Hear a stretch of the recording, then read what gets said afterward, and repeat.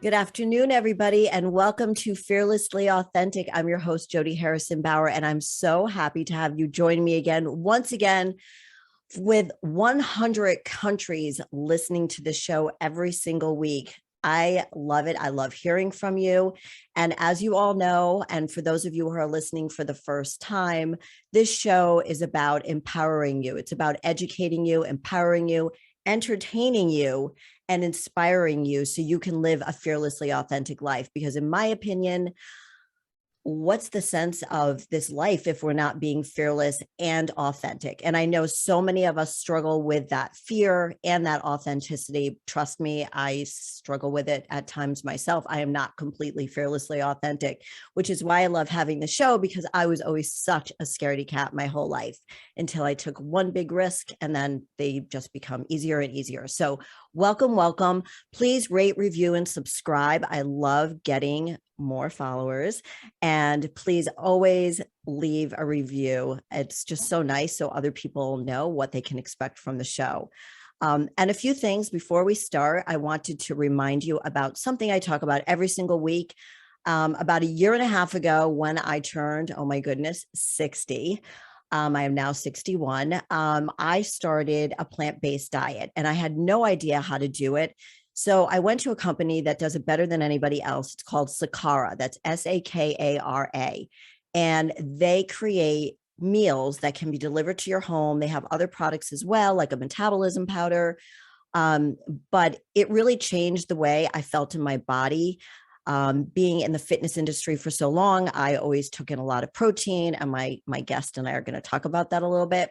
And but everything changes when you get older, but at any point you can start with a plant-based diet. Try introducing it. So I have a code, XOJody. So when you order for the first time, you can get 20% off of that. So go to sakara.com. That's SAKARA.com and put in the code XOJody and get 20% off your first purchase. And that is it. And now to my guest. I am so excited to have you here, Chris Nappi. Welcome to the show. Woo, thank you. Woo, woo. All those big arms tatted up. Chris is super, super fit. It is ridiculous. He makes me look like I've never lifted a dumbbell in my life, and I've been doing it for a long time. Am I making you blush? No, a little bit, honestly. I love it. I love it. So Chris, I found Chris on TikTok because I was searching for a man who could give advice to women about dating. There's plenty of women giving advice to women about dating, but I like the fact that you give advice to women. And I just want to read a little bit about you, and then we'll get into your background and so on. Chris is a creator, entertainer, and podcaster whose content focuses on dating and human relationships. Chris is bold, that's for sure, and forcefully authentic. His out-of-the-pocket style is coupled with highly intentional and thought-provoking observations that really make you rethink how you view yourself and the world around you. His goal is to provide people with the tools to carry themselves with an elevated level of self-respect and create genuine and fulfilling relationships. My God, I love, love, love that. I know we've talked on the phone before, but I want the audience to know, like, what is your background? How did you get to this point? So let's go back to before you became confident, Chris. What were you doing in your life?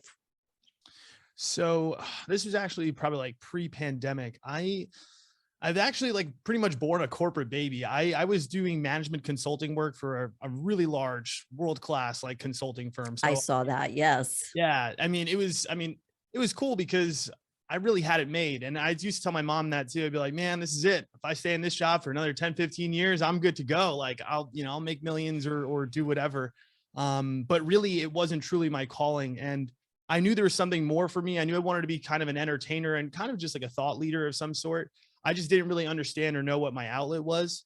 And then I pretty much just started posting a little bit on YouTube, and then TikTok kind of blew up. So I was like, you know what, let me try this TikTok thing. And I just started posting every single day about like 2 years ago, and everything just kind of took off from there, and everything just kind of evolved. I actually just left my job back in November. So very quick, fun journey for me. Yeah. I mean, like, talk about being fearless. Were you scared?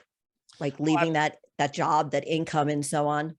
I mean, I'm sitting in the scared right now. You know, every day, every day is scary. It's really hard to like stay grounded and stay present, right? You know, it's Yeah. very difficult for me to even have like vacation days or days off. You know, even on the weekends. I mean, I record 2 podcasts a week. I record on Fridays and Sundays. I really don't have time off. And it's pretty much just 7 days a week at this point. But I mean, it's been crazy. Like honestly, it really is hard. I'm at the point where it is a weird, like, okay, I might be living on credit a little bit. You know what I'm saying? I'm getting to that point where I'm making some income, but I'm Right. telling you probably half of what I was making in my corporate job. So it is really scary. You know, obviously it wasn't about the money for me. It was really just more about the freedom. And that's what I've always, I think, wanted, you know, by leaving the corporate world, I guess in general, was to be able to just do what I wanted to do.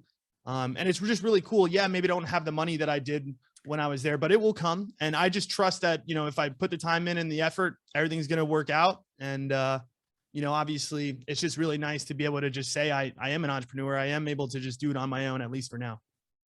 It's interesting. It totally is. And a lot of people your age um, are leaving corporate jobs. You're like in your late 20s or something like that, right? Yeah. Yeah. 29. 29, right. When's the big 3-0? Oh man, November. I, Oh, okay. All right. You have time. no, I don't even want to talk about that. Oh, stop, stop, I'm trying to stop. push it off. I'm just like, all right, 30s are an well, I'm in my late interesting, 20s. it's an interesting decade. I will tell you that, because yeah. Um, but and I applaud you for saying, this isn't for me anymore. And so many people stay where they are because they're scared to take that big risk, afraid and not trusting themselves enough that they could be happy, because all the money in the world, and I know so many people have said this, all the money in the world does not make you happy. No. Okay. I've been there. It sounds like you've been there. It doesn't make you happy, but it sounds like, what you were looking for was fulfillment, and you like to entertain. So betting on yourself, you knew, okay, the money will come, but right now I'm kind of honing my craft and figuring out where I fall in like my life and in the world and what I could offer. Yeah, and that's the thing too. I think it is really hard to take that leap, right? Like I wanted to Yeah. probably leave my job probably a year and a half before, to be honest. I have a TikTok. If you scroll way back, you know, I think I was about 3 or 4 months in, probably had a couple 100,000 followers at the time. And I called my mom and I recorded it. And I was like, Mom, it's like, I'm leaving my job. I just quit. So I'm going to TikTok. She's like, Chris, I'm like, what the fuck? She's like, what are you doing? She's freaking out. And it's just so funny because, like, honestly, I kind of needed to have this little period where I was kind of doing both for a very long time. So, you know, and here's the other thing too about that. Like, we do always think the grass is green on the other side, right? Like, oh my God, being an entrepreneur is so great. But I'll tell you right now, like, I really It's like hard. working probably 2 times as hard than I was at my job. And trust me, I didn't have an easy job by any means. I mean, 50, 60-hour weeks a lot of the time. But now, I mean, what's nice is like now it's like, okay, it's all on your time.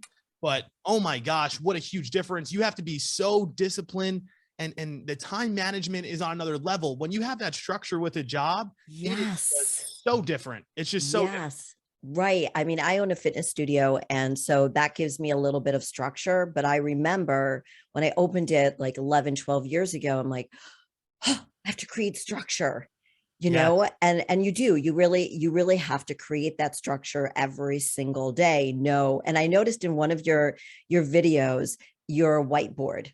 Yes. I have one of those too. I think most content creators do. I guess we're content creators.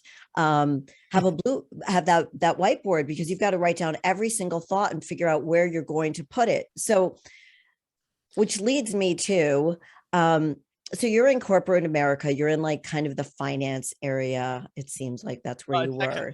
So, helping with like large scale IT implementations, really boring, nerdy shit. Wow. Yeah. Wow. God, such a Crazy because difference. like right now it's like, I mean, when I was working and I was doing the TikTok, it's like I was going to work, I was helping out these like 60-year-old VPs of like CVS, you know what I mean? And then I'm coming outside and I'm doing TikToks for like 20-year-olds about their dating life. It was just like the weirdest mixture of things that like I was doing. And I'm also doing like, you know, comedy and entertainment at the same time. It's like I wear all these like little different hats, you know what I mean? These people at work didn't even know I had tattoos. I had to wear like full sleeves every day to work so that no Right. one knew that I had tattoos. Was it against the rule?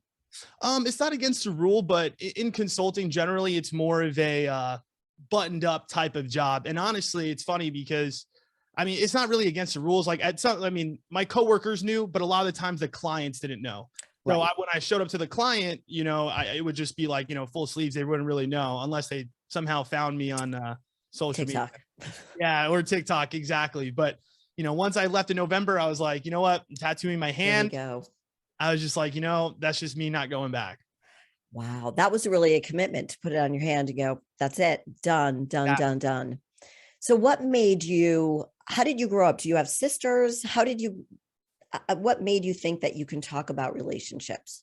Okay. So I grew up in New York. So I'm a city boy. I have one brother who's 11 months older than me. So we're very, very like close in age. My parents, they got divorced when I was a little kid. I mean, honestly, they had a lot of troubles. My parents actually are no contact. So Okay. zero talking, whatever. So it was definitely kind of weird. And I grew up with a really, really dope, strong, independent woman. My mom is like my rock. This woman is Yay. amazing. Like she's Love made that. she started from the bottom and now she's there. So I feel Love like it. my work ethic and a lot of the things I've learned about life really have stemmed from and come from her.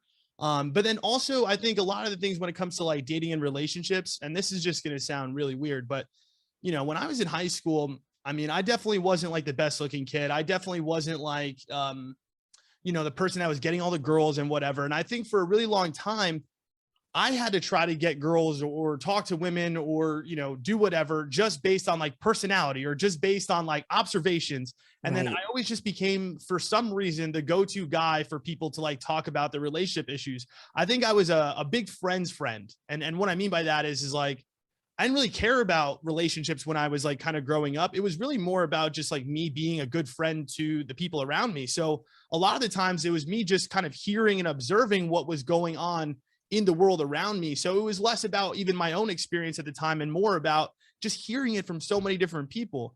And it relates a lot to consulting because that's essentially what we do as a consultant is you have all this knowledge from all of the businesses that you touch and you bring it onto each new client that you go to. And it's kind of the same thing with my dating. It's like I've heard so many different stories from so many different people and my own personal experiences, of course. Right. And it just started to evolve in terms of like I just started hearing the patterns and knowing what was going on. I just kind of developed this like really, really keen sense for what people are looking for and people's intentions behind their communications and emotions. Isn't that interesting? I love that. So you were like the buddy that everybody went to. The girls came to you and go, Chris, I don't know what to do with this guy. Or your guy friends came and complained about or just talked about girl stuff. Exactly. It's and then you're like, wait a minute, I've heard this before. I've heard this before. I gave her this advice. It worked. And Exactly.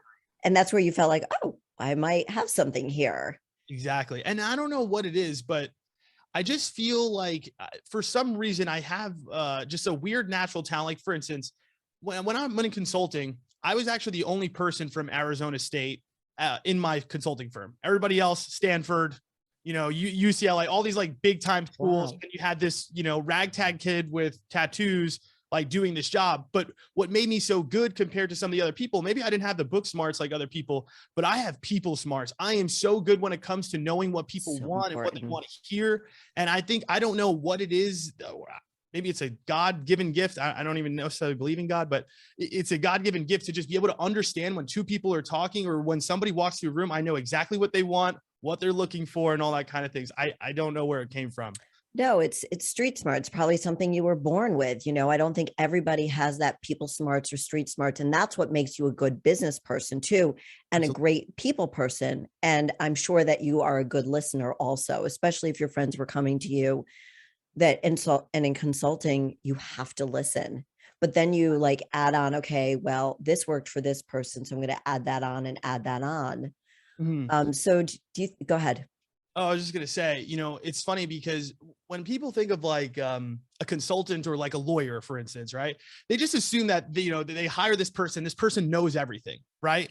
And that's not really the truth. The truth is, it's like these people are just good at hearing a problem asking the right questions, getting down to the root of it, and solving the problem with their resources. And that's pretty much what it is. I think what the dating things are too. It's like, and then again, you just develop a background behind it. Sorry, I don't know why I just cut you off. No, I mean, I think that's really important because a lot of people on TikTok and on social media, they didn't go to school for this. No. But this is what I think is so fascinating about TikTok in particular, is that there are people talking about things and giving advice that people are following because it's not about the textbook. It's about real life crap. It's real life. And that's what people need more than ever, all the time, not after the pandemic. It's for always. People want to know the real shit. They don't want to BS. They don't want a stupid answer. They don't want an answer that's going to take them 16 weeks with a coach. They just want to know, how do I deal with this? How do I, for example, be more confident with men or with another woman or in my relationships? And that confidence, and tell me if I'm wrong, like if you're confident in your relationships, it leads to confidence in work and leads to confidence in other places. I'm sure you've seen that with the clients that you coach, right?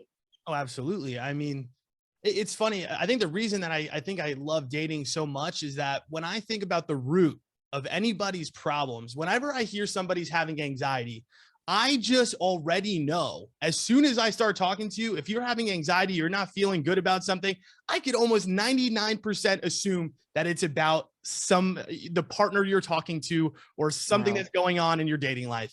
More work is something, right? We're all like, work sucks. But when, you're losing love or something like that, that is the worst thing you could probably go through, rather than just, losing your job. Like, yeah, that sucks for like a week, but sometimes like heartbreak is like months to years. It's just a different set of anxiety that comes with all of that. So when you have that confidence in it, like you said, it's just different, right? You're rolling. I always say, if you take care of, I had this one coworker who was amazing at his job, but he just always struggling with his personal life. And then eventually it ended up dipping into the job because he started, like, I guess, performing terrible. And that's a lot. What happens is, like, your relationships, the things that you have at home really, really enforce or control the performance that you have out in the world. Yeah. I mean, I've been heartbroken. I've been divorced. I've left relationships. Nobody really leaves me. I know I sound so obnoxious right now. Okay. But they really don't. Maybe I just get out of it before I don't know, but I have good instincts, good spidey senses, I guess. And I know when something's over or when I'm not feeling it, and when somebody's not into it, or they're whatever it is. And then you're like, okay, I need to step out of this relationship, because it does affect the way I feel. And it does affect the way I perform. Like, yeah, if you're like, love life sucks, like, it's going to be sad. You're going to be sad. And I know I can point like a sad person, like when I'm out there dancing and I see a woman who's just like looking down, like, I want to go over there and help her and say, just, do a few shots of tequila and come out here and dance. You'll feel so much better. I'm half kidding. Are always the cure for you. I'm half kidding. I'm half kidding. This has been a show about tequila so far, but it does affect them. So would you say that you got most of your inspiration from your mom because she sounds so kick-ass? It's funny because the other thing too is I feel like I'm good at maybe learning from other people's mistakes. And that's something that I think is different between really smart people and just people that are all right, is like being able to observe something and put it into practice into your own life. For me, I definitely seen my mom go through some really tough things. I mean, a lot of different partners. I don't know if it was necessarily just her, but I think it was just all the different types of relationships around me. But seeing what she kind of has gone through, and also hearing all the stories that she would tell me, I mean, I really feel like I learned a lot about women through her. And then also I have a very predominantly female, I guess, family in general. So it's just like, I've always just been surrounded by that kind of energy. So I've always just kind of been able to pick up on it or understand what was kind of going on, because I've always just been around it. So would you say you're in touch with your feminine side? Jeez. I guess I am. Listen, I love that. I tweeze my own eyebrows. I'm very, I like to say I'm a little metro. Okay. I have to have you do a shout out to the guy who does my hair. I Yeah. told him you were going to be on the show and he's like, "Oh my God, I love him. I love him. I love him. He's so built the way I need a man to be built." And if you could just do a shout out to Sev, he's a big fan. Shout out. All right. So, Yeah. you're amazing. The hair looks great. Yeah, his hair is amazing. Yeah, he was so excited. So, yeah, I mean, I think I love a man who's in touch with his feminine side. One of the questions I always ask a man when I'm dating him is, A, what's your sign? I know that you might think that's corny.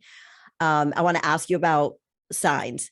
And do you have any sisters? Or, how close are you to your mom? Because I know that when I was dating, if I met a man who disliked his mother and complained about her, I'm like, red flag. That's another thing I want to talk to you about, red flags.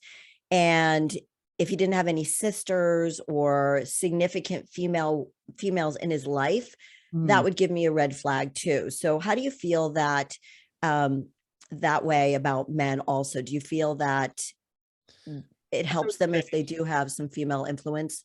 Right. You're saying kind of like a female kind of role model, like, or you said examples in their life, I think is very important. I mean, for me, definitely, I would say my mom. I don't have sisters, so I just never really had that kind of experience, but I am very close to her. And it is funny because like a lot of my cousins, so I'm Italian, and my God, like, I have a huge Italian family. My mom has 4 or 5 sisters.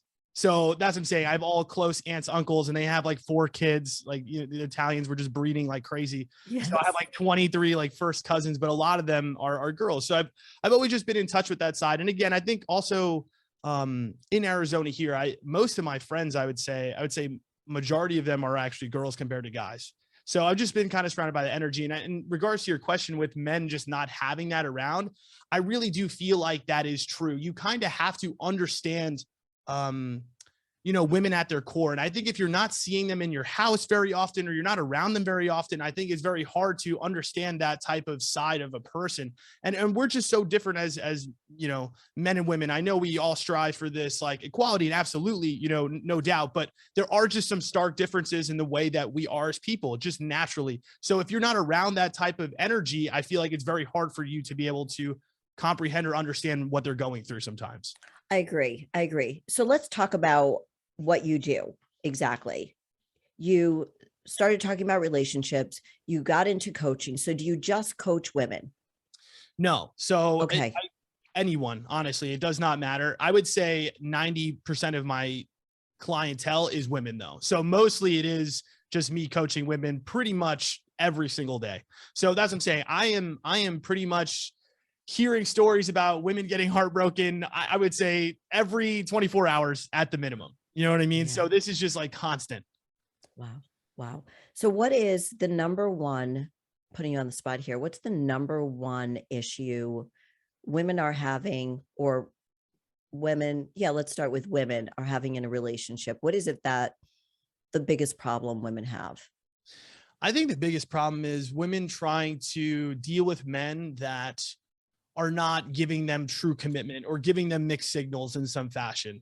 So it's always just something around like, yeah, they're heartbroken, or, hey, I got this guy who I really like, and he tells me he doesn't really want a relationship, or, oh, he's not giving me full commitment. Like, what do? I've been talking to him for 8 months. And I'm just like, at some point you got to stand up for yourself. And a lot of the times I feel like that's what the answer is for a lot of these women is they just don't have the self-confidence to understand that there is something better out there for them. And they just need to understand that, they can find somebody that is going to give them true commitment and treat them properly and put them on a pedestal. It is just very hard when you find that person you really love and you really like, and you put so much time and effort into them. I see a lot of women just make this mistake where it's like, they know it's a dead end, and they just keep beating their head against it constantly for months, weeks. You know what I mean? A guy could be telling them something and they don't listen. They want to just try and stay because, I think women just have this emotional tie when it comes to picking the person they like, right? When they got one, they latch, and it's really hard to break that, I guess, covering off them. And that's usually what my goal is, to just kind of help them detach from this idea of them and really try to strengthen their self-confidence to be able to walk away from a shitty situation. That's got to be so hard because I know when I want something, I want something. And then you start believing that this was meant to be. This was supposed to happen. He's just, he's too busy with work, or, I know all the excuses too. And I've seen your TikTok, of course. So how do you help them detach? Well, I think the biggest thing, like I said, I think making them self-aware of the issue, just from because I'm able to look at the situation with the 50-foot lens, right? So I have no emotions in the situation. I'm watching that this guy who's pretty much just breadcrumbing, it's I guess a term that a lot of people use, is like giving her partially these bits of attention to kind of keep her on the hook, but never fully let her go. And I'm saying to her, I'm like, listen, at some point, I just try to convince women this. You got to be able to trade in good for great. You can't, yes, you have something that's nice and it's fun in the moment, but if you want something great long-term, you want serious commitment, you cannot accept anything less than that. And the problem is that, again, a lot of women, they want to accept this like attention that they're getting from men, but they're not realizing if you're just accepting just the bare minimum attention and you're not getting that full commitment and he's not giving you his full self, then you're letting him get away with it. And as soon as you do that, he's going to ride that out for as long as possible. You have set your price at that. You have set your price. You've let him know, hey, listen, I don't need full commitment. I'm okay with what we're doing because I'm willing to do it with you. So my goal is to try to convince him to say, hey, listen, if you actually want commitment from a man and you want a serious relationship, there isn't anything under that. You can't accept less than that, because as soon as you do, that's where you're going to stay. And so much of that has to do with the self-confidence, and you talk a lot about self-respect. Absolutely. And, a lot of these times it's like these changes, they're slow and insidious, right? You meet a nice guy, they're really fun. And the problem with a lot of guys is guys are going to show you effort. They're going to make it seem like they're in love with you within the first 3-4 weeks, whatever it is.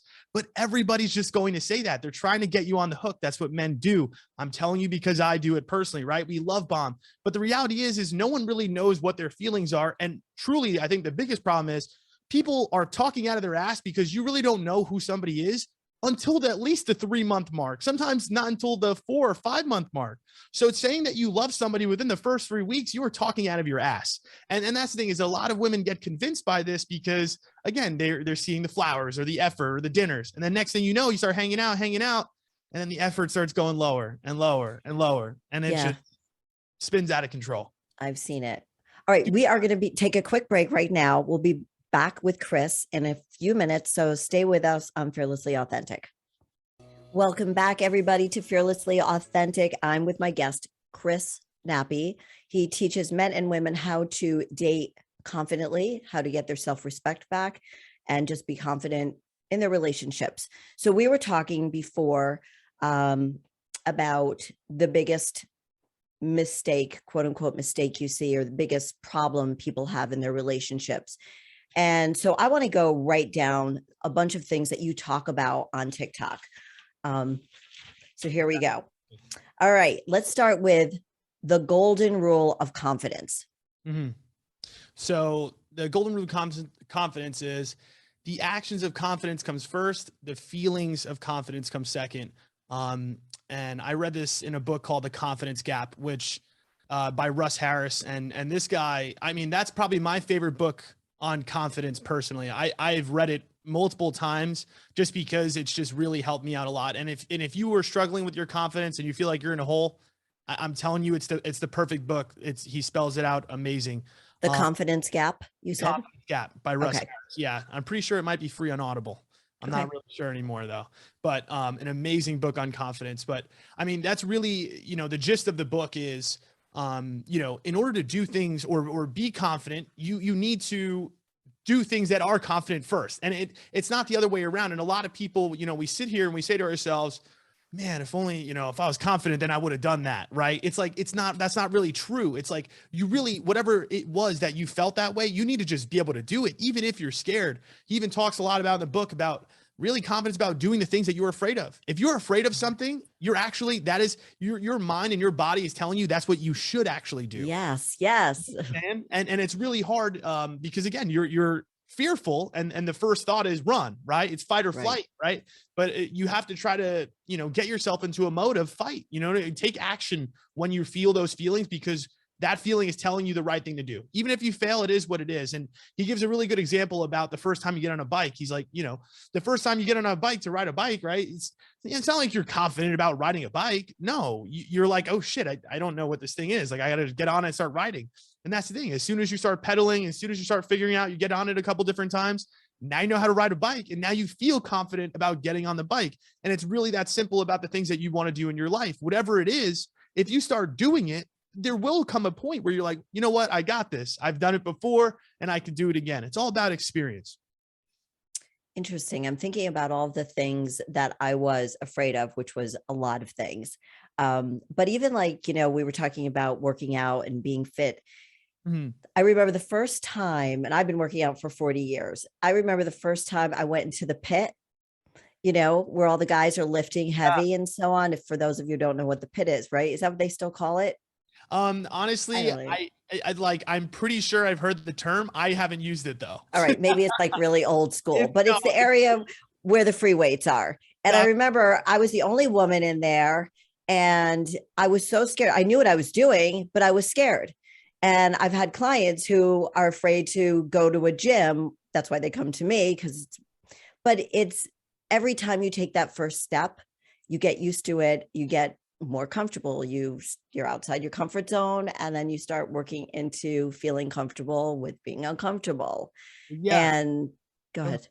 I was gonna say it's crazy how you're saying that right now, because I think about it. I'm like, I go to the gym. I don't even think about that anymore. But if you take it back to when you're a beginner, you're like, man, you're afraid to go in there. I don't even think about that anymore, right? Because I am what I am. But before, I'm like, wait a minute. Like when I was in high school or in college, like I didn't like going in there at certain times, or like when there was a lot of people at the gym. I try to avoid the popular times because I don't even want to see people when I'm working out. Right. Because what if your form was bad? What if you're not lifting heavy enough? They're going to think that, oh, you can't do this, or, okay, am I doing this deadlift right? Or this bicep curl or whatever it is. Yeah. So I love that. So one of the things that you also talk about is anxiety, feelings of anxiety about leaving a relationship that isn't serving you. You're not happy. You need to leave, whatever for the reason.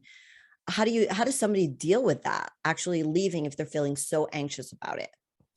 Man, this one's hard, right? Yeah. It's so difficult, because I think that this is, again, the crux of the issue for a lot of people is, we don't think that we're going to be happier alone.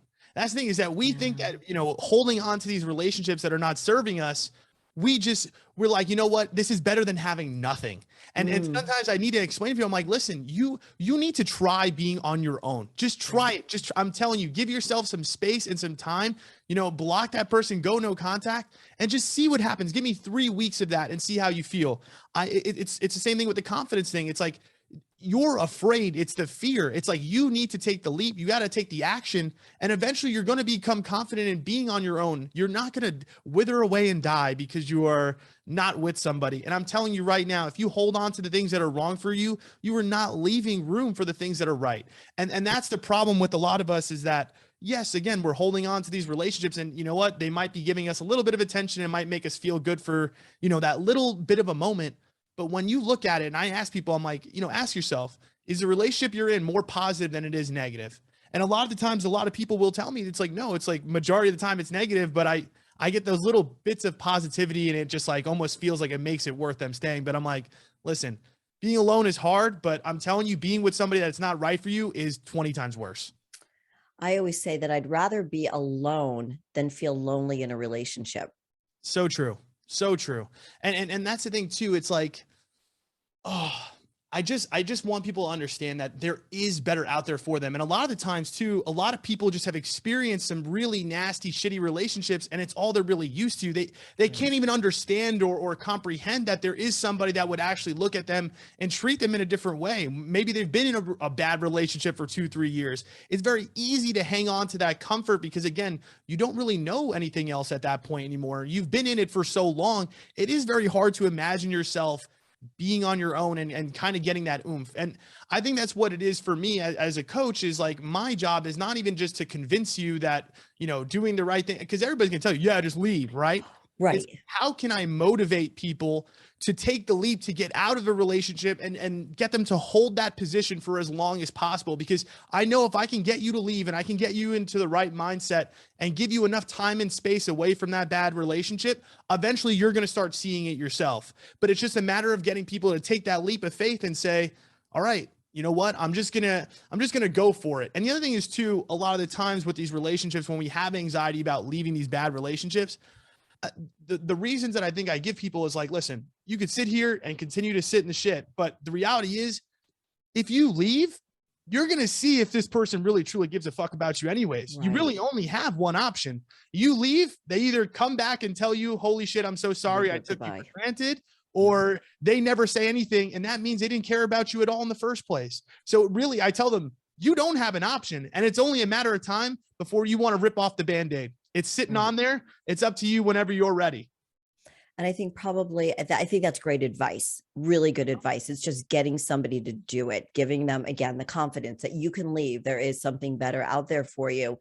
And, you know, when we talk about bad relationships, I'm thinking that it's not just an abusive relationship. It just doesn't work for them. They're not getting the attention. They're not getting whatever it is that that particular person wants in a relationship. They have the right to have that, and they shouldn't sit around waiting for that other person to give it to them. Right. Yeah.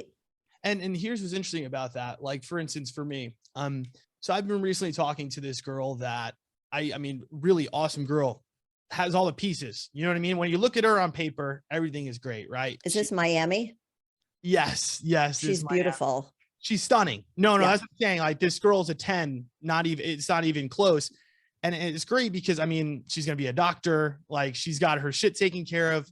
Love it. But there's just some piece that I just don't know if we connect on a personality level. And, you know, the more I hang out with her, the more I feel that. And that's what I'm saying, is that you could have it all in a relationship, all the pieces, but it has to feel right to you. And authentically to myself, I don't know if that's the person that I should be with, regardless of how pretty she is, regardless of all the things that she's doing. If I don't feel that inside, it's like, again, we talk about this. It's like, you really got to listen to that voice inside, because let me tell you something, whatever you're listening to and whatever doubts you might have, or whatever, you know, you're calling and telling you, you know, something doesn't feel right.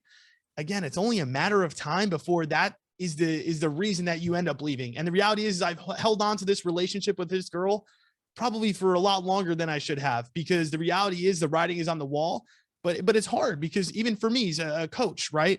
It's hard for me to leave the comfort. It's hard for me to look a girl in the face that's, you know, so fucking beautiful, and look her in the face and be like, I just, you know, I don't know if I connect with you as a person. You know, it's so fucking hard to do that. And I'm sure the world thinks she's stunning and smart. And you're like, wait, on paper, she is perfect. She is a 10 out of 10, but that may not be right for you. Exactly. And that's what I'm saying too. It's like, you're never going to feel happy and fulfilled until everything inside of you is just aligned. Whatever that voice is. I tell people this with their career and with dating. It doesn't matter. If something is telling you and you're like, something isn't right, or it's not true to who you are, listen, it's going to cave at some point. So the longer you wait, that's on you. You're wasting your own time if you don't listen to that. But it is very hard to take that leap sometimes. And a lot of the times, you know, as humans, we tend to put off change, because change is hard. Change is uncomfortable, right? Change is really hard. I don't want to look this girl in the face and tell her, you know, hey, don't stop coming here, or, you know, stop hanging out with me, because now I'm just going to lose somebody. And then I have no one else to go to, right? It's not like I have the next girl up. I mean, I'm sure I have options, right? But it's not really about that. It's like, I know that I'm about to put myself and thrust myself into a situation where I'm going to be alone, knowing that I have somebody that is in love with me and is so beautiful. And it's, again, making that decision is so fucking hard. It's not easy. Right. And this is your one life. You've got to do what makes you happy. Exactly. I had a question for you and I just forgot it, but it was about, I don't remember. Okay. It's okay. I like that advice, because I have all these, as you're talking, I have all these questions, and I have all my questions written down also. And I think that is the hardest thing. I remember when I was going through my divorce, and it took me so long to decide, because I had 2 children with this man, and I just kept saying, no, I can't do it. And then finally, when I went to see a divorce attorney, he said, Jody, do it now, because I know in 10 years, I know in 10 years, you'll come back to me and say, why didn't I do it 10 years ago? Because we know it's a gut feeling. And I guess it's about listening to your heart or your head, and your head is the gut part. And it's so important. We have to, and I remember promising myself, I'll always listen to my gut. And what, you could get into gut health and all that stuff, but Yeah. we Yeah. won't get into that. Um, And I know you're going to bring up red flags at some point. yes. Let's talk about them. Okay. So one thing I was just going to say is, a lot of the times the red flags that we see, and, for me, for instance, in this current relationship that I've been in, right. It's like what love does is it fucks you up, because the thing is, we all see the red flags, right? We're all keen. We understand, you see them, you're like, I don't know if this person is really like me, but again, they're beautiful. I'm just going to say, fuck it. I'm lonely, or, I want a partner and I'm going to go I explore want it. to share my life with somebody. Right. And that's the thing though. It's like, when it comes to the red flags, that's the thing that love does is love essentially helps you ignore the things or the reasons that you shouldn't be with them. That's really what it comes down to. And it's really hard because, again, it's like, what's probably wrong pretty quickly, or you have these feelings very fast. But the thing is, because you're, infatuated with them, you let it string along. And then the problem with that is, like you said, the divorce attorney to you, it's like, you could go another 10 years, but I guarantee you the same reasons you're walking into me today is going to be the same reasons you're walking to me 10 years from now. So it's only just a matter of time before you want to make the choice to be authentically to yourself. Right. It's hard to ignore the red flags, because you said brilliantly that it's love. Love fogs everything up. Exactly. It's the feelings, right? Because Right. our emotions aren't smart. As much as we like to think, they're not, right? Your brain is smart. Your heart is dumb. Your heart just, it wants what it wants, but sometimes it's just really not the right thing for you in the long term. And I think that's, the duality of humanity in general. It's like, everything in life is about picking short-term versus long-term. That's what it really comes down to. And I say that about literally about anything. You want to go drink, short-term pleasure, long-term pain, right? you're going to be hungover. Yes. In the short term, you could give up the drinking, but you're giving up the short-term pleasure for the long-term gain. And that's, you are literally, as a human, faced with that decision constantly. So for me, Miami, hot chick, short-term pleasure, right? Let's just be real. Short-term pleasure. Long-term, is this the person that I need to be with for the rest of my life? No. But right now in the moment, it's fun. But it's like, again, what's that balance? Do you go for the short-term pleasures, or do you go for the things that are long-term and a little bit more fulfilling? And at the end of the day, I don't know if there's really a right answer, but I really do think it's all about having some sort of balance, right? You know what I mean? And I think that's how people get addicted to certain things, whether it's drugs or even relationships and love. Like, you can get addicted to whatever, but again, you're addicted to that short-term pleasure and you're not thinking about the long-term. And it's very hard because that brain is the long-term. Yeah. And having that awareness, having exactly what you're talking about, is having that awareness. Okay, I'm in this for the short term. I know this isn't a long-term ride for me. Right. And one of the things you talk about also is why timing matters in dating. And it's kind of what you're talking about right now, right? Yeah. And so I think, okay, that TikTok was specifically, I think, geared towards the way that I was thinking about relationships and men in general. And as I'm kind of getting older, I think, when I was a little bit younger, I don't know, this whole kind of time in my 20s, I haven't really been ready for a relationship. I keep trying to convince myself that I am, but the reality is, it feels like I'm not where I want to be yet in my life. And when a man has that kind of feeling, or maybe a woman too, when you have that feeling that you're not done being accomplished yet, or you haven't hit the goals that you wanted yet, I think sometimes it's very hard to look at someone, whoever it is, and say that this is their person and this is mine. For instance, like my ex that I met probably like 2-3 years ago. I mean, this woman was, we had some differences, but for the most part, there's no one that probably knows me better. And truly, we are really great friends. And sometimes I think to myself, I'm like, man, well, maybe if I met her, maybe in my 30s, maybe things would be a lot different than if I had met her when I was younger, because I wasn't ready yet. I wasn't accomplished yet. I felt like there were so many things I needed to do still. And I didn't want to look at her and say, you're my partner forever, because I just was not ready. And I think a lot of men, it is a little bit of timing. As much as we like to think that it's not, it's like, a guy or people need to be ready to say to themselves, okay, I'm ready for a commitment. I'm ready for love. And I think I have one TikTok talking about how like a lot of guys or a lot of people that aren't ready for relationships, someone said like, why would you date if you're not ready for a relationship? And I'm like, listen, at the end of the day, you know, this is a cruel truth, but the reality is I think a lot of people date in their 20s, or people that aren't ready for a relationship. They date because it's convenient. They date because, again, it's the short-term gain. It's like, I get the emotional support, I get the friendship, I get the sex, but I'm not giving you any long-term security, because what I really need, and what we talked about even before, is the confidence that you have when you have somebody is so much higher than when you have no one, right? It's so much easier to go out there and do your thing because, and you have someone to come home to, because you're like, oh, you know, fuck it. If I fuck up, it don't matter, because, you know, I got Sally at home. But when you got to hit that bed on your own and you go put out content and it sucks that day, you're like, man, my life sucks. I'm not that dope. I have no one here to comfort me. Right. It's not easy. So I think a lot of people, again, the timing thing is like, a lot of people date in the short term just for that emotional support. I think timing is really, really important. I know that I met a lot of men where I was like, no, I'm just not ready for you. Could you come back in 5 years? You know, because you're just not ready. You're like, wow, you're so great, but not now. Just hold off a little bit. And I think, you know, again, like having that awareness about yourself, knowing exactly what you're doing and being okay with being single, knowing that this person isn't for me, is a really good point to make for yourself if somebody has that self-awareness. Sex on the first date. How do you feel about that? Oh man. You know, here's the deal. Yeah. I'm a big proponent and do what you want to do, right? I think that it's not impossible for you to meet somebody, have sex with them on your first time, and you guys make it.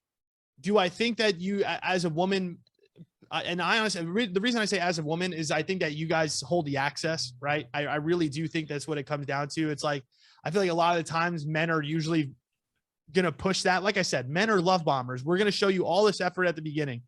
But I really don't give away your access for cheap. Yes.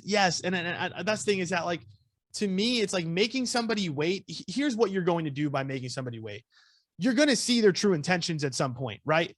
No one's going to be a person that just wants sex with you is only going to be your friend for so long, right? It's only going to be so long before they get fed up with the chase and they're like, okay, I don't need this anymore. But if you make a guy hang out with you a lot and you're not sleeping with him, and yeah, you're just having a good time with him, two things are going to happen. Number one, you're just going to see if you guys are compatible on a friendship level, which I think is, you know, by far the most important thing when it comes to a relationship. Let's be real. Like, at the end of the day, you need to marry or date your best friend. That's what it comes down to. It's like, again, the love thing screws it all up. But the reality is like, you need to be with somebody that, you know, when, you know, all the lights are off, the TikTok is gone, whatever. It's like, I'm, you know, maybe I'm 10 years older than I am now. It's like, I'm only going to have me and you in a room. I need to know that for the next 6 hours, I'm going to be entertained by you. Yes. And it's not just going to be boring and bland because we were together for the attraction and for the comfort. You know, I don't want to be with somebody where I can't sit and have unlimited amounts of conversation with. Everybody should marry their best friend. They really, or date, or just be in a relationship with somebody that you can be yourself. I think I see that a lot, that people maybe more my age didn't realize that. And now they're like stuck with somebody that bores them to death. So like they don't enjoy that person's. And so I'm glad that younger people are taking their time. I can't believe we only have 3 minutes left. Can we get a little bit more time? All right. I want to talk about two things. One is you're super fit. I mentioned that beyond super fit, but why do you think it helps being fit and healthy when putting yourself out there in the dating world? 110%. I mean, listen, right. At the end of the day, who doesn't want somebody that's on their grind, taking care? I think fitness isn't even just like, I mean, yes, the aesthetics, of course, like, let's be real. We're humans, right? Like, a lot of the times people are going to listen to the person that's probably fit and taking care of themselves versus not, right? Just because it's human nature. It just is what it is.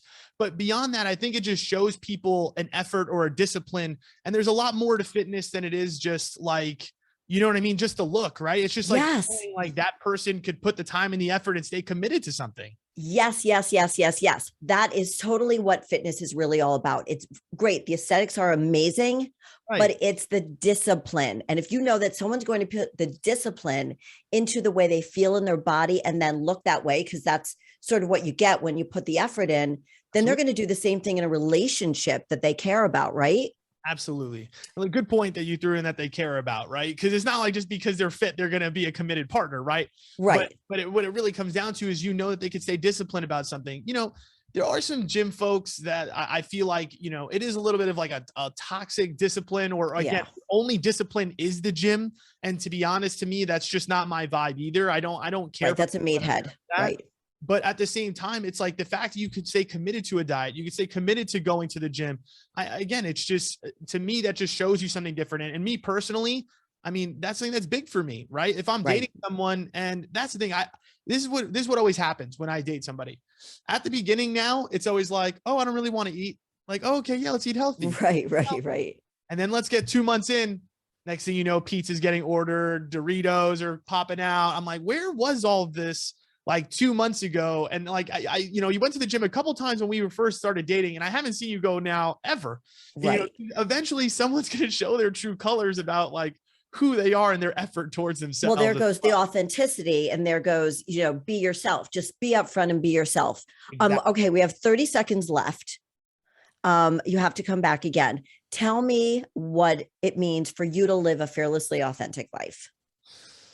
Oh gosh. You got 30 seconds. 30 seconds. Okay, I gotta rush it. I mean, listen, at the end of the day, you're gonna be happiest when you were, like I said, you were following that little voice inside your head. And that's all I'm trying to do as quickly as possible. I'm not trying to delay that at all. I love it. I love it. Chris, thank you so much for being on the show. I definitely have to have you back so we can go through a lot more of this stuff. Where is the best place people can find you? TikTok, I'm Confidence Chris on TikTok. On Instagram, I'm Thick Daddy Nappy. And I got a podcast called Nappy and Jay. It's right there, Nappy and Jay. So look up my podcast. It's on there as well. I also have Instagram and YouTube accounts for that as well. All right. Wonderful. Thank you so, so much for all of your info, for your time. Great advice. Chris Nappi. Follow him, TikTok, every place where he is. And thank you so much for tuning in, everybody, and go live a fearlessly authentic life. Until next week. Bye, everybody. So much. Thank you so much.